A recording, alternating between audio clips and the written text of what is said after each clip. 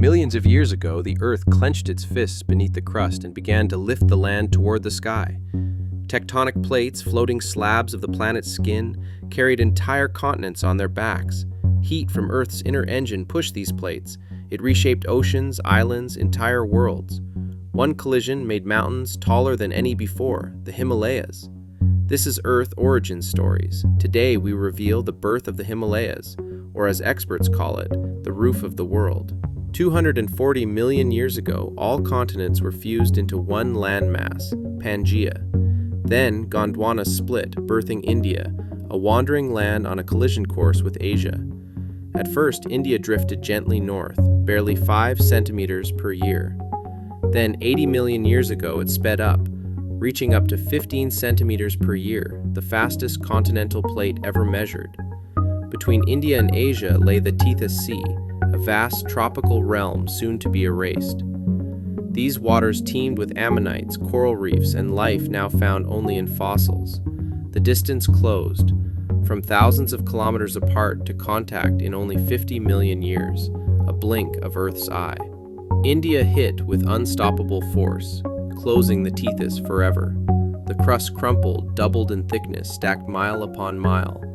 The fossils of marine creatures ended up 4 kilometers above sea level, a monument to collision. Today, satellites still watch this push, measuring India ramming north at 5 centimeters per year.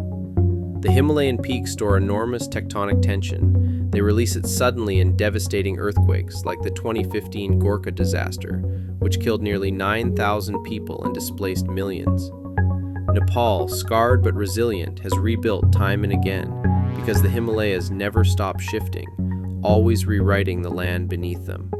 Compression continues deep underground, thickening the continental crust, birthing new ranges even as wind and rain erode the old. Mighty rivers like the Ganges and Brahmaputra slice through these giants, carrying ground-up rock, mountain bones, to the ocean.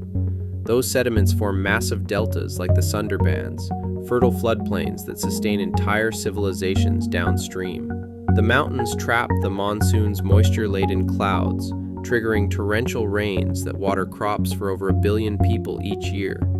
Without the Himalayas, Asia's climate would collapse into chaos. They are weather engines carved in stone. Yet people don't just survive here, they live, worship, and depend on these towering ranges. The Himalayas are a global biodiversity hotspot, where 2 biogeographical realms, the Palearctic and Indo-Malayan, collide, creating extraordinary diversity. Over 300 mammal species, 977 birds, and more than 10,000 plant species thrive here, including 3,500 found only in the eastern Himalayas. From tropical foothills to alpine tundra, the Himalayas build a stair-step of ecosystems. Each elevation zone hosts unique plants and animals shaped by temperature, oxygen, and rainfall. Above 6,000 meters, cushion plants dot high meadows, while 2,500 forest tree species grow in the Indian Himalayas, with 117 endemic, many endangered, and found nowhere else. The rhododendron dalhousier, an epiphyte first documented by Hooker in Sikkim, clings to cliffs between 1,500 and 2,700 meters. Its vivid blooms feed mountain pollinators. Even today, scientists are still making new discoveries. Since 1998, they've identified over 353 new species: frogs, plants, mammals, and fish, about 13 new finds every year.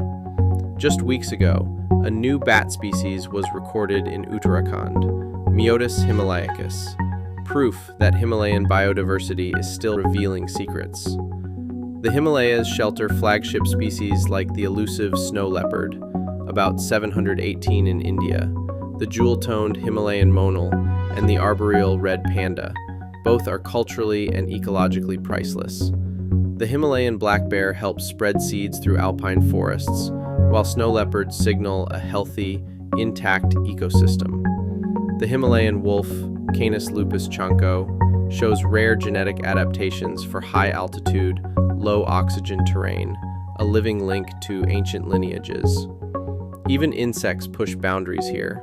Snow fleas and the spider survive above 6,700 meters with antifreeze proteins and extreme dehydration. Cold, glacier-fed rivers flow with 270 freshwater fish species, 30 of them endemic, crucial for both mountain life and downstream systems.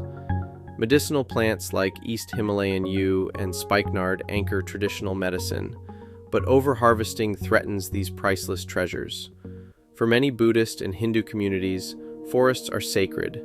Community-managed conservation zones help protect biodiversity while honoring tradition. The sacred Himalayan landscape spans Nepal, Bhutan, and India, showing shared reverence for peaks, wildlife, and water that transcends borders. Bos gruniens, the Himalayan yak, recently had its genome sequenced, revealing traits for milk yield, disease resistance, and altitude adaptation. But these mountains face threats: roads, habitat fragmentation, poaching, and climate change all chip away at biodiversity. Melting Himalayan glaciers sustain local rivers. Any shift disrupts flow, rewriting the fate of entire civilizations downstream. As climate zones migrate upslope, tight ecological niches vanish, threatening cushion plants, snow leopards, and countless endemics. Local communities and scientists unite ancient knowledge with modern tools: camera traps, wildlife corridors, protected reserves, protecting nature for tomorrow. Buddhist monks and village elders treat forests as sacred, stewarding them through rituals and community-managed zones. Transboundary wildlife corridors let species move, maintain gene flow, and adapt to shifting habitats. Ecotourism, if carefully managed, brings income while giving wildlife tangible value to locals. Yak culture still anchors mountain life, from milk to transport, with genomic research helping protect these hardy animals for the next generation. Prayer flags and shrines connect people to the land, blending ecology with spiritual reverence. Festivals like Losar celebrate mountain deities, tying culture to seasonal cycles. Youth programs blend science and tradition, growing future stewards for Himalayan biodiversity.